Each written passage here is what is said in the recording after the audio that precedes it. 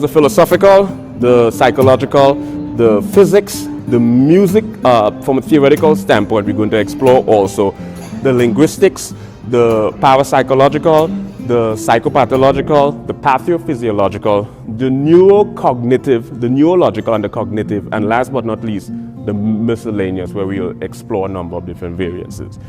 Let's explore the philosophical aspect of mental disorder. Let's talk about solipsism.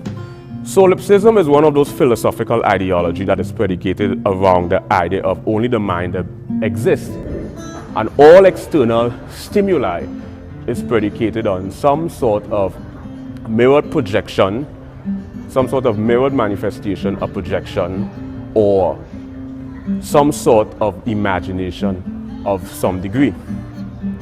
Then you have the idea of intersubjectivity phenomenology.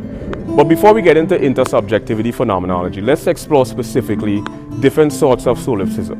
One aspect of solipsism says that only the mind exists and other minds cease to exist, which is one of the flaws of solipsism. But then you have epistemological solipsism, which states that I cannot prove that other minds exist. Then you have the metaphysical solipsism, which states that I cannot prove with absolute certainty that other minds exist. Right?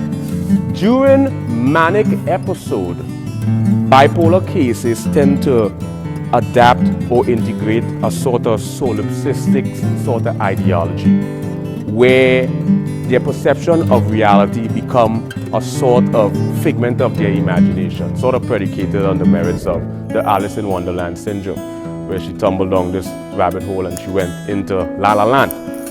But their philosophical ideology is not so much solipsistic, because solipsistic is somewhat an unfinished philosophy or a flawed philosophy, because it's a sort of selfish ideology where other minds don't exist. But when you take into account ideas like intersubjectivity phenomenology, where we're looking at minds as a collective group, or we're looking at collective consciousness, how do you, as a solipsist, invalidate that?